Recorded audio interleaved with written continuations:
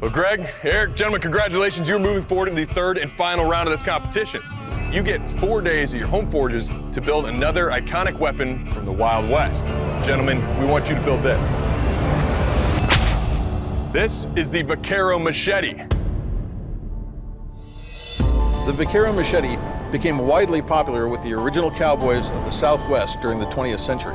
Featuring a thin, slightly curved blade, the weapon was much lighter and easier to carry than the larger machetes previously used by the cowboys, making it ideal to deliver damaging slashes and chops on everything from brush to enemies on the great frontier. The rich history and culture of the cowboys who carried this weapon can be found on display at the Bullock Museum in Austin, Texas. So good luck. We will see you in 4 days.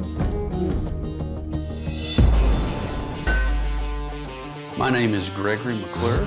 I am 50 years old. I'm from Tacoma, Oklahoma. Knife making has always been a deep-seated passion.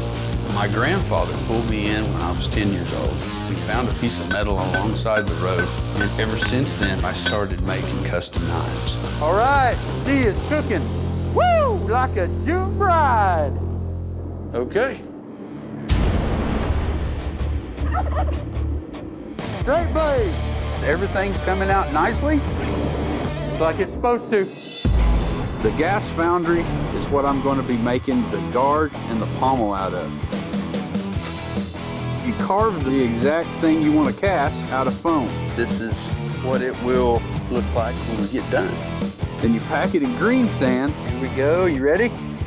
And as you pour the molten metal on it, it evaporates the foam and leaves you with the shape that you desired. That was good, guys. That's exciting. After a little bit of sanding, it looked great. The one thing you need to worry about with this kind of handle is not getting your pieces glued well enough. My competition's gonna be good, but at the end of the day, he's gonna bring his best, I brought my best, we'll see what happens.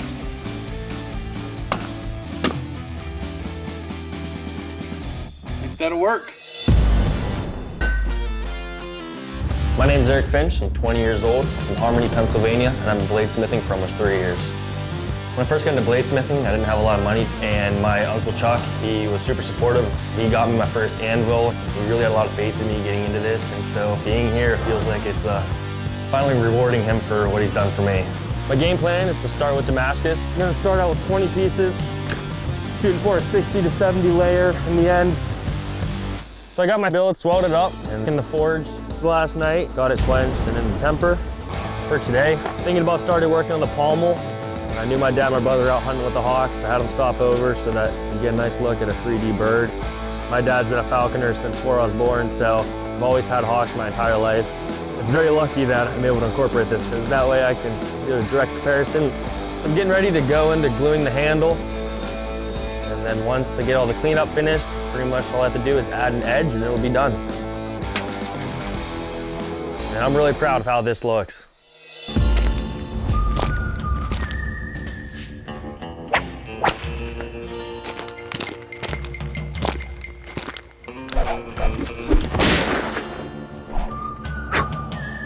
Howdy, partners.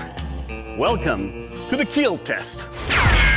Your Vaquero machetes look beautiful, but how lethal are they? To find that out, I'm gonna take your machetes and deliver some lethal blows on this pig carcass.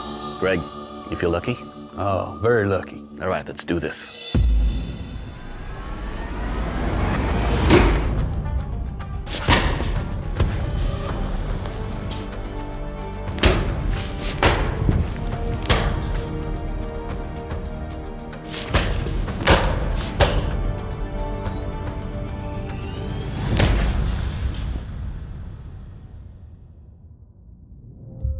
All right, Greg, the leather wrapping that you have here is nice and smooth. The handle is ovoid.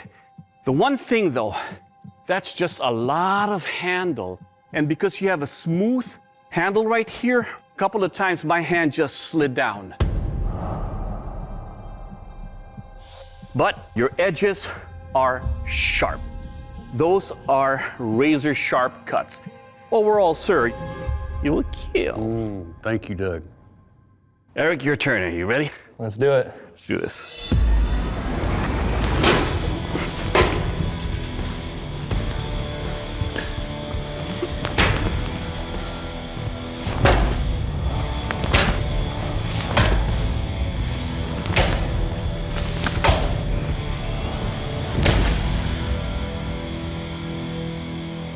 job, buddy. Thanks, dude. All right, Eric, let's talk about your Vaquero machete here.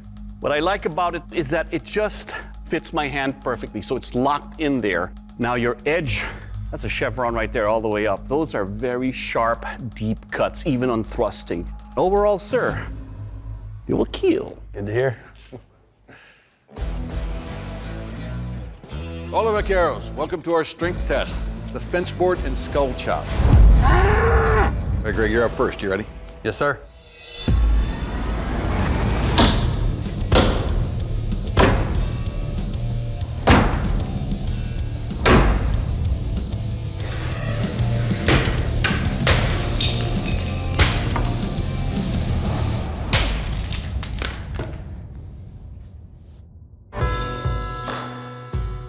So Greg, right off, blade held up beautifully. This thing is just as sharp as when I started. Feels like a great fighter to me. Only complaint I have is that long handle, but other than that, the artistry is really well done. That's a joy to use. Nicely done. Thank you. Eric, you ready? Let's do it. All right.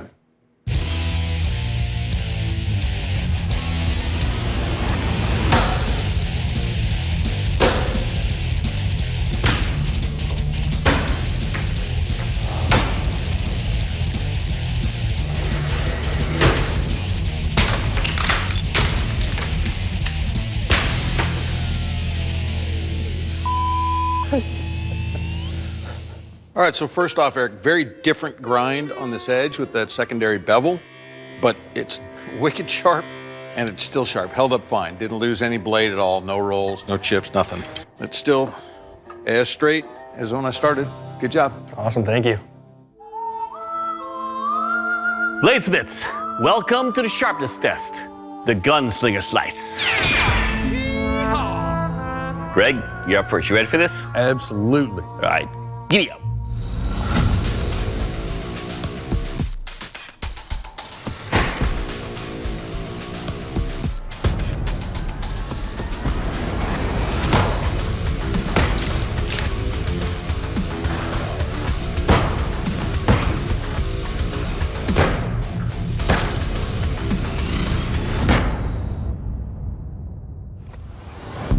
All right, Greg, nicely done. Those are very sharp, clean cuts on, I'd say, at least 3 layers of clothing. Your weapon, it will cut. Thank you. Eric, your turn, sir. Ready? Let's do it. Let's do this.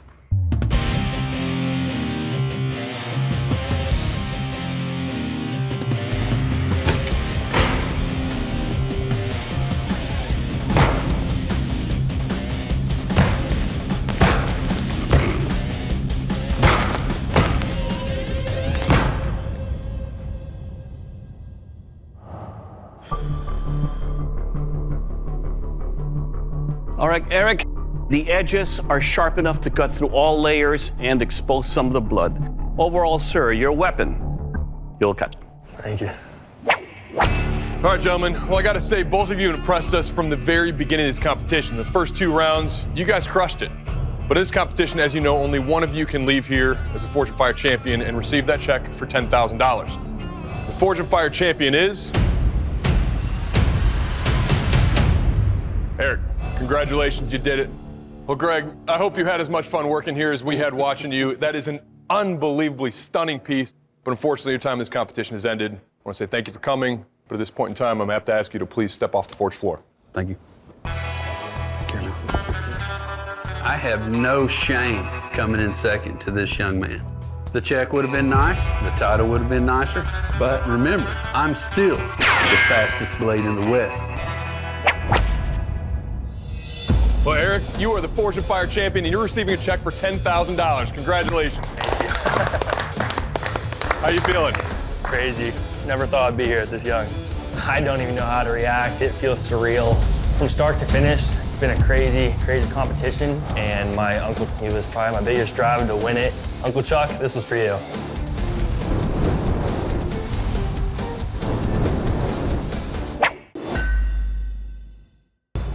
Doc, Brian, congratulations. You fellas are in the last round of this competition. Now we're sending you back to your home forges to recreate this iconic weapon set from history.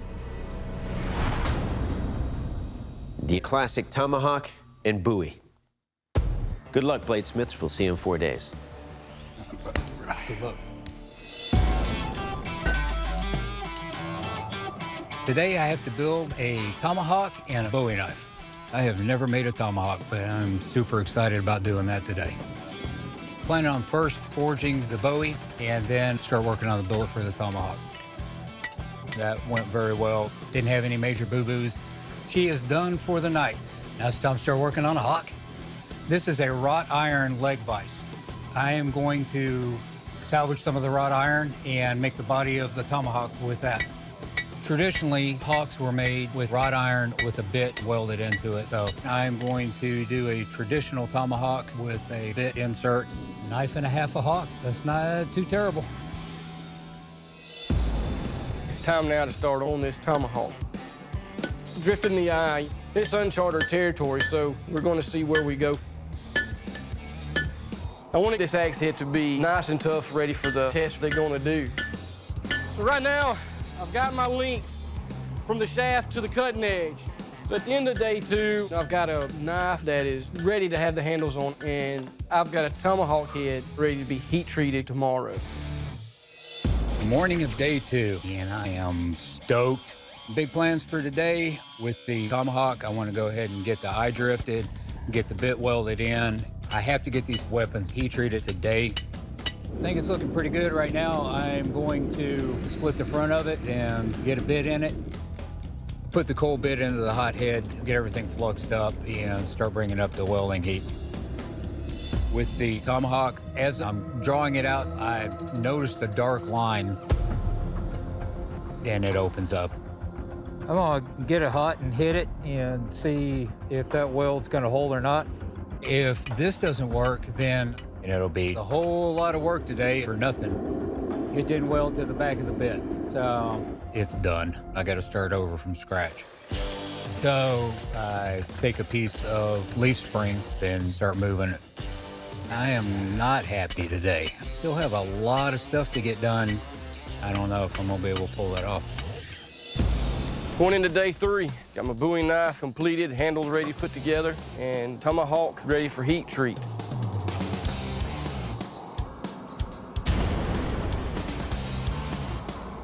I do my file test, and she's escaping. I love that sound. Got a pretty substantial amount of black walnut here. I have got to do a lot of grinding. And I decide to try to test fit it. And it just comes right off of the end. I've ground out too much off the handle. Got a little grinder happy. If I can't get this fit up properly, that could be a potential place for failure. The easiest thing that I can do is pop a little weld inside this eye and see if I can make this work. I get the Tomahawk head slid up. All that's left to do now is put a few finishing touches on them. All right, bladesmiths, welcome to the kill test. Well, to find out what kind of lethal damage your weapons will do, I'm gonna take your weapon, deliver some lethal blows on this ballistics dummy. Doc, you're up first. You ready for this? Yes, I am.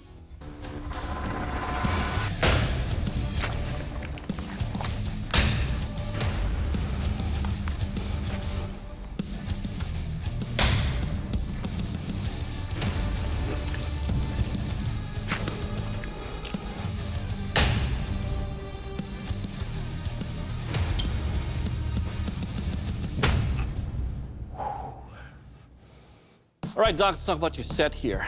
I love the feel of your Bowie, and I can thrust and slash without any issues at all. Now, your Tomahawk, good weight to it. You can definitely feel an impact, and it definitely slashes nicely when you're trying to cut. There is a little rattle, but it's not enough to where you're gonna feel like it's coming off. Overall, sir, your Tomahawk and Bowie will kill. Nice. All right, Brian, your turn, sir. You ready? Let's do it. All right.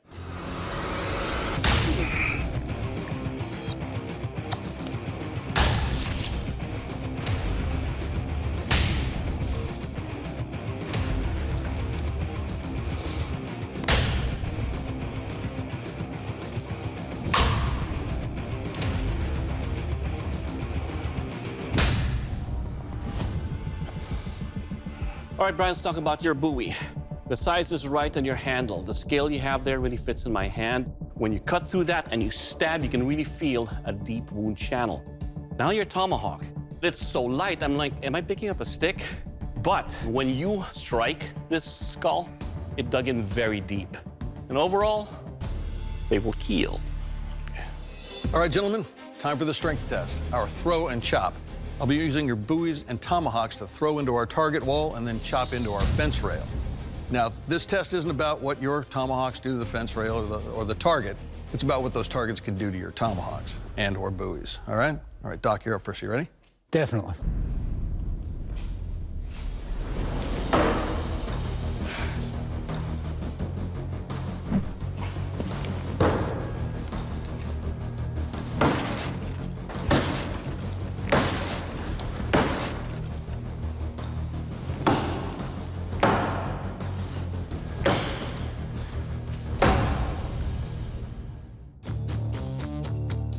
All right, so Doc, right off, got a good weight to it. There's enough weight there to get some good momentum in the throw. This is a friction fit, correct? Correct. It's a very traditional way to do this, so I'm not surprised that with throwing it, it's come a little bit loose. As far as your buoy goes, the grinds are beautiful. You've got that hollow, and then your clip point meets it, and that gives a lot of support for that tip. So well done.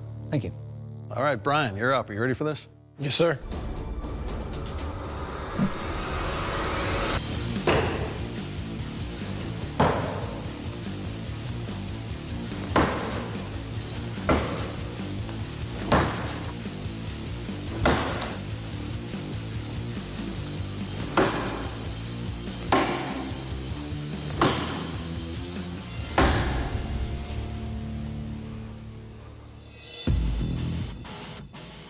Brian, right off, and it throws beautifully.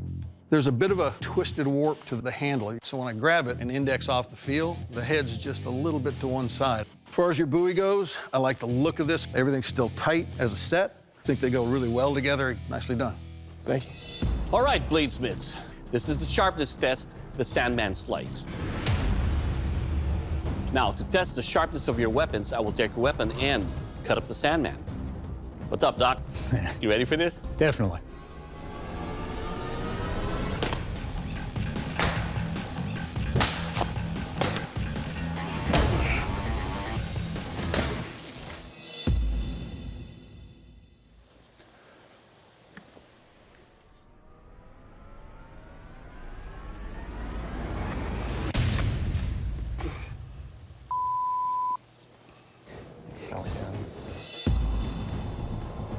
All right, Doc. As you can see with a compression fit, a couple of times that thing loosened up. It shouldn't be that loose to where it comes and moves around when you're moving with the weapon, especially when you're doing some kind of attack or test with it. This is a nice stabber with your buoy here, and the chops, as you can see, are also deep chops. But then again, with this kind of thing, when you're chopping through, it just loosens up, and that's an issue. Overall, it'll cut. All right, Brian, your turn. So you ready? Yes, sir. Let's do it.